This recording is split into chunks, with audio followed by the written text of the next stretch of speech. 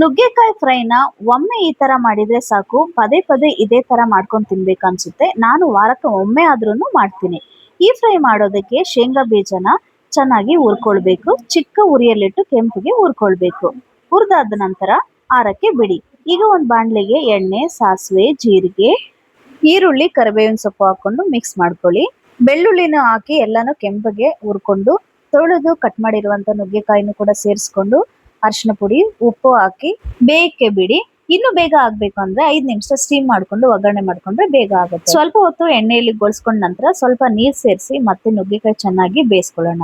ಬೆಂದ ನಂತರ ಇದಕ್ಕೆ ಅಚ್ಕಾರದ ಪುಡಿ, ಧನಿಯಾ ಪುಡಿ, ಹುರಿದಿರುವಂತ ಜೀರಿಗೆ ಪುಡಿ, ಗರಂ ಮಸಾಲಾನು ಸೇರಿಸಿ ಮಿಕ್ಸ್ ಮಾಡ್ಕೊಂಡು ಮಸಾಲಾ ತಳ ಹಿಡಿದೇ ಇರೋ ತರ ಸ್ವಲ್ಪ ನೀರ್ ಹಾಕಿ ಮತ್ತೆ ಮಿಕ್ಸ್ ಮಾಡ್ಕೊಂಡು ಈಗ ಹುರಿದಿಟ್ಟಿರುವಂತ ಶೇಂಗಾ ಬೀಜನ ಮಿಕ್ಸಿ ಜಾರ್ಗೆ ಸೇರಿಸಿ ಒಣಮೆಣಸಿನಕಾಯಿ, ಒಣಗಿರೋ ಕೊಬ್ಬರಿ, ಹುಣಸೆ ಹಣ್ಣು, ಉಪ್ಪನ್ನ ಸೇರಿಸ್ಕೊಂಡು ಚೆನ್ನಾಗಿ ಮಿಕ್ಸಿ ಆಡ್ಸ್ಕೊಂಡ್ ಈ ತರ ತರಿಯಾಗಿ ಮಿಕ್ಸಿ ಆಡ್ಸ್ಕೊಂಡ್ರೆ ಸಾಕು, ಬಾಯಿಗೆ ಸಿಕ್ಕುತ್ತೆ, ಚೆನ್ನಾಗಿರುತ್ತೆ. ಇದು ಎಕ್ಸ್ಟ್ರಾ ಪ್ರೋಟೀನ್ ಕೂಡ.